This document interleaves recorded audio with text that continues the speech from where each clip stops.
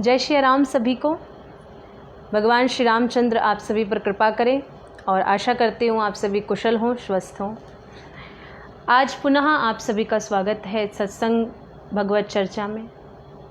जैसा कि कल हम सभी ने रामचरितमानस के द्वितीय श्लोक की चर्चा करी थी, सत्संग किया था। श्रद्धा, विश्वास, पुरुषार्थ और विवेक, इन चारों की बात की थी। उसी श्रृंखला में आज हम सभी मानस का तृतीय श्लोक लेंगे।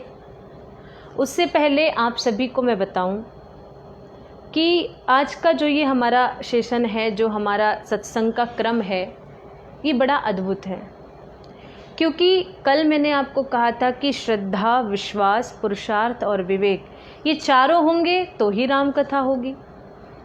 उसी श्रृंखला में गोस्वामी जी ने अब तीसरे श्लोक में भी वंदना करी, लेकिन राम जी की वंदना नहीं की, ना माँ जानकी की वंदना की। तीसरे श्लोक में वंदना करते हैं गुरुदेव भगवान की। आइए एक बार हम श्लोक को सुनेंगे, गाएंगे, उसके बाद आगे चलेंगे।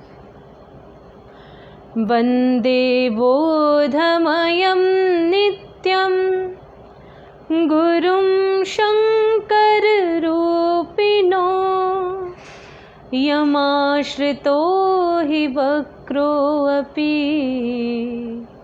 चंद्रः सर्वत्र वन्द्यते। गोस्वामी जी ने बड़ा ही सुंदर भाव दिया और कहा कि तृतीय श्लोक में जो वंदना का क्रम है, वंदे बोधमयं नित्यं गुरुं शंकर रूपिणो। द्वितीय श्लोक में भगवान शिव की वंदना विश्वास रूप में की और तृतीय श्लोक में भगवान शिव की ही वंदना की, लेकिन गुरु रूप में करी। गोस्वामी जी कहना चाहते हैं कि जीवन में गुरु की महत्वता बहुत अधिक है। अगर जीवन में गुरु नहीं हो तो हमें सत्संग भी प्राप्त नहीं हो सकता, हम सद्मार्ग पर नहीं चल सकते, क्योंकि गुरु का जो स्थान है वो सर्वोत्तम है, सबसे ऊपर है। कुछ लोग पूछते हैं गुरु बनाने से क्या होता है? गुरु नहीं होंगे तो क्या हम जीवन नहीं जी सकते? तो हम सत्संग नहीं कर सकते, कीर्तन नहीं कर सकते? बिल्कुल कर सकते हैं। एक छोटी सी बात बताते हूँ। श्री उड़िया बाबा जी महाराज परम सिद्ध संत हुए हैं। आप सभी ने नाम सुना होगा। बड़े प्रसिद्ध संत थे, बहुत ही तपस्वी थे, भगवत चर्चा में रहते थे। एक महानुभाव आए और कहने लगे, महाराज जी, ये आप लोग जो दीक्षा देते हो, गुरु खुद को कहलवाते हो, इससे क्या होता है? गुरु बनाने से क्या होता है? पूज्य श्री उड़िया बाबा जी महाराज कुछ देर मौन रहे, नेत्र बंद किए हुए बैठे रहे। फिर दोबारा पूछा कि आप ये जो गुरु शिष्य और ये दीक्षा, ये सब क्रम आपने चलाया, इससे क्या होगा? फिर वो शांत रहे। तीसरी बार जब पूछा तो बड़ा सुंदर उत्तर दिया कि भैया, गुरु इसीलिए बनाना चाहिए, दीक्षा इसीलिए लेनी चाहिए ताकि तुम जैसे मूर्खों को समझाया जा सके कि गुरु क्यों बनाए जाते हैं। अच्छा, कुछ लोग एक बात और कहते हैं, अगर आप पूछो कि आपने दीक्षा ले ली, गुरु बना लिए, तो उनका एक वाक्य रटा हुआ होता है, नहीं आज तक कोई ऐसा मिला ही नहीं जिससे गुरु बना। कोई सच्चे गुरु मिले ही नहीं, कोई सच्चा महात्मा मिला ही नहीं, कोई सच्चे मिले ही नहीं जिसको हम गुरु दीक्षा ले सके, गुरु बना सकें। इसका अर्थ समझ लेना, वो सबसे बड़े अभिमानी है। यानी गुरु अपने हिसाब से ढूंढना, ये अच्छे व्यक्तियों की निशानी नहीं है। ये तो अभिमान की बात हुई। किसी संत ने ही बताया कि गुरु ढूंढा नहीं जाता, गुरु तो श्रद्धा से, विश्वास के साथ, पूरे समर्पण के साथ गुरु से दीक्षा ली जाती है। और गुरु कौन? अगर जो लोग ऐसा कहते हैं ना कि आज तक हमें कोई मिला ही नहीं ऐसा जिससे हम गुरु बना सके, तो समझ लेना कि वो सबसे बड़े अभिमानी है। क्यों? क्योंकि ऐसा उनको कोई भी नहीं मिला जो उनसे ज़्यादा ज्ञान रखता हो। गुरु वही है जिसके साथ, जिसके समक्ष हमारा अभिमान क्षीण हो जाए, खत्म नहीं होता। अभिमान कभी ख़त्म नहीं होता। कोई व्यक्ति कितना ही कहे मैं अभिमानी नहीं हूँ, मुझ में अभिमान नहीं है, नहीं, सिर्फ एक स्थान है जहाँ जाकर के अभिमान नीचे पड़ जाता है, नीचे गिर जाता है।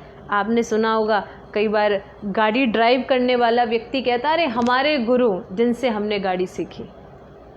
हर क्षेत्र में गुरु होते हैं। तो गुरु का एक साधारण सा अर्थ जिसके सामने जाकर के हमें ये लगे कि नहीं ये तो बहुत ज्ञानी है, ये हमें कुछ सिखा सकते हैं, ये मार्गदर्शन दे सकते हैं, जिसके समक्ष हमारा अभिमान नीचे गिर जाए, उसी को गुरु मानते हैं। गुरुदेव की तो बहुत सारी व्याख्याएं, बहुत सारी महिमा, लेकिन हम श्लोक पर आते हैं। गोस्वामी जी ने लिखा वंदे बोधमयम नित्यम गुरुम शंकर रूपिणो। भगवान शिव को गुरु की उपमा दी। एक श्री हनुमान जी महाराज को गुरु की उपमा दी है गोस्वामी जी ने। लेकिन क्यों भगवान शिव को गुरु की उपमा दी और कहा कि भैया भगवान शिव को गुरु रूप में भी आप मान सकते हैं। अगर आपका कोई गुरु नहीं है, नहीं बन पाए हैं, तो भगवान शिव को गुरु रूप में आप मान सकते हैं। क्यों? इस श्लोक में गुरु की महिमा का वर्णन किया कि वंदे बोधमयम नित्यम गुरुम शंकर रूपिणो। क्यों? यमाश्रितो हि वक्रो अपि चंद्रा सर्वत्र वंद्यते। यानी गुरुदेव की इतनी महिमा है कि एक चंद्रमा जिसका आकार टेढ़ा है, टेढ़ी चीज़ को कोई पसंद नहीं करता, लेना नहीं चाहता, देखना नहीं चाहता, लेकिन वही टेढ़ी चीज़ जब गुरुदेव के मस्तक पर विराजमान हो जाती है, गुरुदेव के समक्ष चली जाती है, तो चंद्रः सर्वत्र वंद्यते। यमाश्रितो हि वक्रोपि, वक्र माने टेढ़ा, जबकि चंद्रमा टेढ़ा है, लेकिन वही चंद्रमा जब भोलेनाथ के मस्तक पर विराजमान हो जाए तो चंद्रः सर्वत्र वंद्यते, सभी के वंदनीय हो गया, पूज्य हो गया। ये गुरुदेव की महिमा है। आप में से कुछ लोगों का यही एक प्रश्न आता है, कई बार पूछते हैं आप लोग कि गुरु किसे बनाए, गुरु बनाने से क्या होता है। ये दो चीज़ें आप लोग पूछते हैं। अगर हमने तो कोई गुरु नहीं बनाया। कुछ लोग कहते हैं कि हमने तो एक श्लोक सुना था, कृष्णम वंदे जगत गुरु, इस पूरे विश्व का, पूरे संसार का जो गुरु है वो भगवान श्री कृष्ण है, सबसे बड़े गुरु हैं। सही बात है, लेकिन भगवान श्री कृष्ण के भी गुरु सांदीपनि ऋषि थे। यानी सशरीर भी गुरु होने आवश्यक हैं, जो आपको प्रत्यक्ष रूप में मार्गदर्शन दे सके। तो गुरु क्यों आवश्यक है? देखो, आपने वो प्रसंग सुना ही है कि जब गोस्वामी तुलसीदास जी महाराज चित्रकूट के घाट पर बैठे हुए थे और भगवान श्री राघवेंद्र अपने भाई लक्ष्मण जी के साथ आए और तिलक लगाने की प्रार्थना की। गोस्वामी जी ने तिलक भी लगा दिया, लेकिन फिर भी भगवान को पहचान नहीं पाए। आप लोग ध्यान से सुने कि गुरु का काम क्या है, गुरु क्या करते हैं। और चले गए भगवान, तिलक लगवा कर गोस्वामी जी पहचान नहीं पाए। अब गोस्वामी जी ने श्री हनुमान जी महाराज को गुरु माना है। कहने लगे गुरुदेव हमें तो भगवान के दर्शन हुए ही नहीं। हनुमान जी ने कहा चिंता मत करो, इस बार हो जाएंगे, बस आप ध्यान रखना। कैसे? कि इस बार तिलक लगाने के लिए भगवान ने फिर प्रार्थना करी। दूसरी बार आए गोस्वामी जी, जैसे ही तिलक लगाने लगे, श्री हनुमान जी महाराज वृक्ष पर बैठे बैठे और कहने लगे कि हे गोस्वामी जी, जिनको आप तिलक लगा रहे हैं ये ही परमात्मा है, यही प्रभु श्री राम है। तो गुरु का काम क्या है? बड़ी सुंदर पंक्ति लिखी किसी ने और कहा अगर कोई रूठ जाए तो उसे मना लिया जाता है, खोया होई तो फिर मिले, रूठा ले ये मनाए। कुछ खो जाए तो उसे ढूंढ लिया जाता है, खोज कर ली जाती है। खोया होए तो फिर मिले, रूठा ले ये मनाए, लेकिन मिला रहे पर ना मिले, तासो कौन समाए। आपने देखा कुछ खो गया जी, ढूंढ रहे हैं, मिला नहीं। कोई रूठ जाए तो मना लिया जाता है, लेकिन एक मुख्य बात कि जो मिला रहे, जो हमारे पास मिला हुआ है और फिर भी हमें दिखाई नहीं देता, यही गोस्वामी जी के साथ हुआ। परमात्मा सामने बैठे हैं लेकिन दिखाई नहीं दिए, हमारी दृष्टि दिव्य नहीं बनी, हम उस दृष्टि को उस दृष्टि से पहचान नहीं पाए परमात्मा को। कब पहचान पाए? जब श्री हनुमान जी महाराज ने संकेत दिया कि चित्रकूट के घाट पर भई संतन की भीड़ और तुलसीदास चंदन घिसे तिलत देत रघुवीर। तब गोस्वामी जी को भगवान के दर्शन हुए। यही गुरु का काम है। हमें जो चीज़ मिली हुई है लेकिन फिर भी हम उसे देख नहीं पा रहे हैं। परमात्मा हर कण कण में विराजमान है, हरि व्यापक सर्वत्र समाना, सब जगह परमात्मा है, मुझ में, आप में, सभी में परमात्मा है। लेकिन वो परमात्मा को हम भूल जाते हैं, उसको देख नहीं पाते। उसको मिलाने का काम ही गुरुदेव करते हैं। और कहा गया है, गुरु गोविंद दो खड़े काके लागू पाए। ध्यान देना, कभी भी भगवान के समक्ष जाकर ये कहने की आवश्यकता नहीं है, हे प्रभु मुझे अच्छे गुरु से मिला दो। क्यों? अगर आपके जीवन में अच्छा गुरु होगा तो आपको परमात्मा स्वतः ही मिल जाएंगे, आपको उसी मार्ग पर ले जाएंगे। तो गुरु गोविंद दो खड़े काके लागू पाए, बलिहारी गुरु आपकी जो गोविंद दियो मिलाए। तो अगर जीवन में गुरु होंगे तो गोविंद की प्राप्ति स्वतः ही आपको हो जाती है। तो मेरे भाई बहन, गोस्वामी जी ने तो गुरुदेव की बहुत महिमा गाई है रामचरितमानस में। जब आप पढ़ेंगे तो अद्भुत प्रसंगों का वर्णन किया है कि जीवन में गुरु की आवश्यकता कहाँ है। ये तो स्पष्ट लिखा, गुरु बिन भवनिधि तरई न कोई। कोई भी भवसागर से पार बिना गुरुदेव के हो ही नहीं सकता। गुरु बिन होई न ज्ञान, और गुरु के बिना ज्ञान भी संभव नहीं है। आप पुस्तकीय ज्ञान प्राप्त कर भी लें, लेकिन परमात्मा को प्राप्त करने के लिए, भक्ति में जाने के लिए, भक्ति मार्ग में आगे बढ़ने के लिए आपको एक सद्गुरु की आवश्यकता होती है। और ऐसा नहीं है, कुछ लोग कहते हैं हमने तो कभी गुरु नहीं बनाए। तो क्या हुआ? एक छोटी सी कथा आपको सुनाती हूँ, बड़ी सुंदर कथा है। एक बार श्री नारद जी क्षीर सागर में भगवान विष्णु के दर्शन करने गए। दर्शन करने के लिए जब जाकर के बैठे, भगवान से वार्तालाप किया और वापस जाने लगे, तो जिस स्थान पर श्री नारद जी बैठे थे, माँ लक्ष्मी ने उस स्थान को धो दिया, साफ कर दिया। अचानक में कुछ याद आया, नारद जी ने आकर देखा कि जहाँ मैं बैठा था वहाँ माता लक्ष्मी ने धो दिया, सफाई कर दी उस स्थान को। तो पूछ बैठे कि माँ आपसे एक बात पूछूं? माँ लक्ष्मी ने कहा पूछिए। ये जगह तो साफ थी, यहाँ तो मैं आकर के बैठा था, आपने इस जगह को धोया क्यों? आपने इसको साफ क्यों किया? माँ लक्ष्मी ने मुस्कुराते हुए उत्तर दिया कि वैसे तो कोई बात नहीं है, लेकिन जब कोई निगुरा व्यक्ति घर में आ जाए, जिसके जीवन में गुरु ना हो, जिसने दीक्षा नहीं ली हो, अगर ऐसा व्यक्ति जहाँ बैठता है वो स्थान अपवित्र हो जाता है। इसीलिए आपके अभी तक कोई गुरु तो है नहीं नारद जी, तो फिर ये जो स्थान है ये अशुद्ध हो गया, इसीलिए मैंने इसे जल से शुद्ध कर दिया, इसको धो दिया। नारद जी को बड़ा अचंभा हुआ, अच्छा नहीं लगा कि बताओ हमारे जीवन में गुरु नहीं है, अब गुरु होने तो ज़रूरी है। तो भगवान विष्णु से पूछ बैठे कि प्रभु आप ही बताओ किसको गुरु बनाए, क्योंकि गुरु भी तो अच्छा होना चाहिए। आजकल थोड़ा सा लोगों में ऐसी होड़ सी लगी रहती है, अरे हमारे गुरु जी का तो 4 मंजिल आश्रम, हमारे गुरु जी के तो 4 आश्रम, हमारे गुरु जी का ऐसा, उनका रोज अन्य बातें। गुरु जी को लेकर भी लोगों में कंपटीशन चलता है। तो आजकल लोग सोचते हैं ऐसा गुरु बनाए जिसका नाम, जिसकी ख्याति विश्व में हो, इंटरनेशनल हो, ऐसे गुरु चाहिए। ऐसे नहीं चाहिए जो हमारा दुख दूर कर सकें, ऐसे चाहिए जिनका नाम अच्छा हो, जिनकी ख्याति पूरे विश्व में विख्यात हो। तो नारद जी को भी लगा अच्छा सा गुरु होना चाहिए। भगवान विष्णु मुस्कुराए, कहा कि अभी नारद को गुरु की असली विशेषता का पता नहीं है। भगवान तो बहुत आनंद करने वाले हैं, छलियाँ हैं, इसीलिए भगवान विष्णु ने कहा अच्छा ठीक है नारद, अगर आपको गुरु ही बनाना है तो एक काम करो, कल सुबह सबसे पहले जो तुम्हें दिखे उसे ही गुरु बना लेना।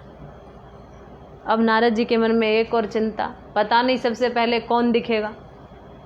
ये भी एक प्रश्न मन में कि सबसे पहले कौन दिखे। बस यही प्रार्थना करें, भगवान कोई अच्छा सा दिख जाए, कोई ऐसा महात्मा दिख जाए, दिव्य संत कोई दिख जाए जो गुरु बनाने योग्य हो।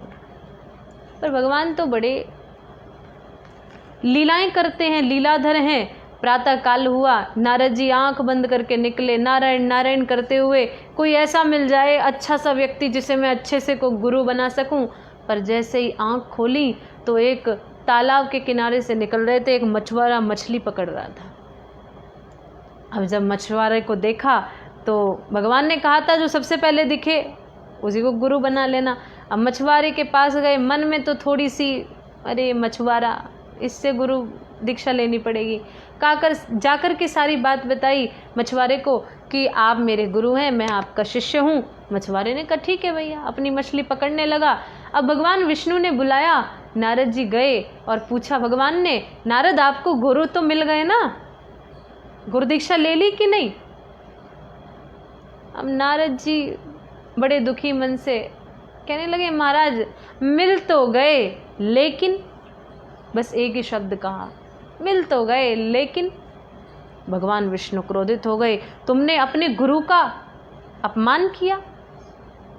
इस तरह का शब्द लेकिन, यानी गुरु का महत्व, गुरु का स्थान तुमने नीचा समझ लिया। भगवान क्रोधित हो गए, श्राप दे दिया नारद जी को कि जाओ 84 लाख योनियों में तुम्हें जाना पड़ेगा। अब नारद जी बहुत परेशान हुए कि 84 लाख योनियों में जाना पड़ेगा, मुझसे तो बड़ी भूल हो गई, अब कैसे इस भूल को सुधारूं? यही सोचते हुए फिर उस तालाब के किनारे से निकल रहे थे। मछुआरे ने देखा ये तो वही है जो अभी हमें गुरु बना कर गए थे। अरे भैया, गुरु जो वास्तव में गुरु होते हैं वो अपने शिष्य को परेशान नहीं देख सकते। इसीलिए देखा कि शिष्य के चेहरे पर चिंता की रेखा है, परेशानी है। तुरंत नारद जी को बुलाया और कहा कि आप तो अभी हमें गुरु बनाकर गए थे, आप हमारे शिष्य हैं, अगर आपको कोई परेशानी है तो आप हमें बता सकते हैं, हम उसे दूर कर देंगे। नारद जी ने सोचा कि जब उनको गुरु बनाया है तो बताना चाहिए, गुरु से कुछ छुपाना नहीं चाहिए। बताया नारद जी ने, महाराज ऐसे ऐसे भगवान विष्णु ने हमें श्राप दे दिया कि 84 लाख योनियों में जाना पड़ेगा। तो मछुआरे ने, उन गुरु जी ने कहा इसमें कौन सी बड़ी बात है, अरे श्राप दे दिया तो कोई बात नहीं, चले जाओ 84 लाख योनियों में। अरे महाराज 84 लाख योनियों में कैसे?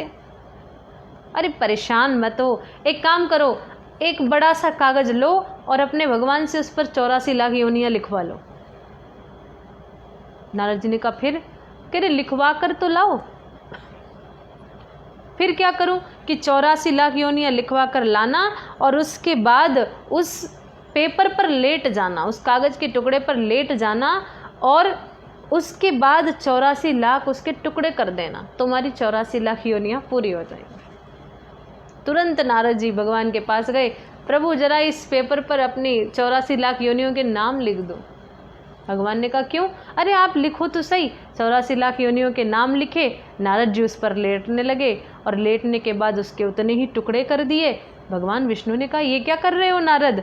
कहा कि वो मेरे गुरुजी ने कहा था ना कि 84 लाख योनियों में पार एक ही मिनट में हो जाओगे, ऐसा ऐसा करना। और आज जैसे ये हुआ तो भगवान विष्णु ने कहा क्यों नारद, जिस गुरु के कारण आज तुम 84 लाख योनियों में से जाने से बच गए, उसी गुरु को, उस मछुआरे के रूप में उस गुरु को तुम छोटा समझ रहे थे, लेकिन शब्द का प्रयोग किया। कहने का अर्थ भगवान विष्णु ही मछुआरा बनकर लीला कर रहे थे, लेकिन हम सभी को ये संदेश दिया कि गुरु जीवन में बड़ी महत्वता रखते हैं। इसीलिए गुरु जो भी हो उनका एक ही कार्य है, अपने शिष्य की रक्षा करना, शिष्य को सद्मार्ग पर चलाना, उसके मन को परमात्मा की ओर लगाना, भगवान के श्री चरणों में जोड़ने का काम गुरु करते हैं। इसीलिए आप सभी के जीवन में भी एक ऐसे सत्पुरुष का होना आवश्यक है, क्योंकि गोस्वामी जी ने लिखा है कि गुरु की जो महिमा है, गुरु का जो स्थान है, वो अतुलनीय है, अवर्णनीय है। नवदा भक्ति में गोस्वामी जी ने पहली भक्ति का वर्णन किया है। प्रथम भगति संतन कर संगा, दूसर रति मम कथा प्रसंगा, गुरुपद पंकज सेवा, तीसरी भगति अमान। यानी गुरु क्यों आवश्यक है? अगर आप उद्धार चाहते हो, ये भी एक भक्ति है, तीसरी भक्ति है। कुछ नहीं कर सकते जीवन में, कोई 3 घंटे पूजा पाठ हवन यज्ञ आदि आप नहीं कर सकते, तो जिसको आपने गुरु माना है, जिसके प्रति आपका गुरु भाव है, अगर आप उसकी गुरुपद पंकज सेवा, उनके चरणों की सेवा करो, लेकिन एक ही शर्त रखी गोस्वामी जी ने, अमान रह करके, अभिमान रहित हो करके अगर आप गुरु जी के चरणों की सेवा करेंगे तो ही आपका कल्याण होगा। इसीलिए ध्यान रखो, गुरु के समक्ष अभिमान को ख़त्म कर दो, फिर आपका कल्याण होने से कोई नहीं रोक सकता। पर कुछ ऐसे 1-2 शिष्य होते हैं जो गुरु जी को गुरु ही नहीं समझते। एक बारी एक महानुभाव गुरु जी के पास गए और कहने लगे, महाराज आपका एक फ़ोटो चाहिए। कहा क्यों? कहा कि फ़ोटो चाहिए। बोले आप तो लेके गए थे पिछली बार। कहा कि वो तो घर में रखा हुआ है ना, फिर अब क्यों चाहिए? अब दुकान में लगाना है। दुकान में क्या करोगे? बोले गुरुजी आपकी फ़ोटो दुकान में लगाएंगे, ग्राहक आते हैं कसम खिलवाते हैं तो आपकी कसम खा लिया करेंगे। कई बार झूठी भी खानी पड़ती है, बिजनेस की बात है। ऐसे भी शिष्य होते हैं। ये तो थोड़ा मनोरंजन की बात हुई, पर वास्तव में गुरु की महिमा अवर्णनीय है। इसीलिए एक टेढ़ा चंद्रमा भगवान शिव के मस्तक पर बैठकर के पूजनीय हो गया, तो गोस्वामी जी ने भगवान शिव को गुरुदेव की उपमा दी है। वंदे बोधमयम नित्यम गुरुम शंकर रूपिणो, यमाश्रितो ही वक्रोऽपि चंद्रः सर्वत्र वंद्यते। आज का ये 3 श्लोक हम यहीं विश्राम करते हैं। मेरे भाई बहन, 2 पंक्तियाँ सद्गुरुदेव भगवान के चरणों में समर्पित करते हुए मैं अपनी वाणी को आज के लिए विश्राम दूंगी। कल पुनः अगले श्लोक की हम बात करेंगे और सत्संग करेंगे। जो समय हमें मिल रहा है उस समय का सदुपयोग करेंगे। और मैंने जैसे प्रतिदिन आप लोगों से निवेदन करती हूँ कि आप अधिक से अधिक भगवत चरित्र को सुने, अपने पारिवारिक जनों को सुनवाएं, क्योंकि जो आप भगवान का चरित्र सुनते हैं उसका पुण्य, उसका प्रतिफल तो मिलता ही है, लेकिन जो आप दूसरों को सुनवाते हैं उनका भी 10% आपको मिलता है। इसीलिए आप सभी सुने और सुनवाएं। ये भी ध्यान रखें कि जितने ज़्यादा से ज़्यादा आप भगवत चरित्र का रसास्वादन करेंगे और करवाएंगे, उससे आपका मन भी अच्छा होगा, आपका समय भी अच्छा होगा। 2 पंक्तियाँ गाते हुए हम आज की बात को विश्राम देंगे। सद्गुरु की एक नज़र से जीवन बदल गया है। सद्गुरु की एक नज़र से जीवन बदल गया है। मंजिल से गिरते गिरते, हाँ गिरते, मंजिल से गिरते गिरते बंदा संभल गया है। सद्गुरु की एक नज़र से जब से समझ में आया मैं आत्मा अमर हूँ। जब से समझ में आया मैं आत्मा अमर हूँ। था मौत का जो हुआ वो भी निकल गया है। सद्गुरु की एक नज़र से, सद्गुरु की ज्ञान ज्योति जब से जली है मन में। सद्गुरु की ज्ञान ज्योति जब से जली है मन में। मंजिल से गिरते गिरते, बाहर से मनवा मुड़ कर अंदर को ढल गया है, सद्गुरु की एक नज़र से जीवन बदल गया है, सद्गुरु की एक नज़र से। यानी गुरुदेव जब से मिले तब से ये मन संसार की तरफ ना होकर बाहर से मुड़कर अंदर की ओर चला गया है, आत्मा की प्रेम में ढल गया है, प्रभु प्रेम में ढल गया है, संसार से मोह छोड़कर परमात्मा से प्रेम करने लगा है। तो ऐसी गुरुदेव की महिमा गोस्वामी जी ने तीसरे श्लोक में गाई। कल हम सभी अगले श्लोक की चर्चा करेंगे। तब तक के लिए आप सभी को जय श्री राम। आप सभी की जीवन में सुख शांति हो, आप सभी स्वस्थ रहें, परिवार के साथ रहें और ध्यान रखें इस कोरोना महामारी के समय में पूर्णतया अपनी सुरक्षा करें। यही आशा और यही निवेदन करते हुए आज आप सभी से हम विदा लेते हैं। कल पुनः मिलेंगे। भगवान के सुंदर श्रवण चिंतन चरित्रों के जो गोस्वामी जी ने वर्णन किए हैं उनको सुनेंगे। प्रतिदिन भगवान की कथा का रसास्वादन करेंगे। तब तक के लिए आप सभी को जय श्री राम।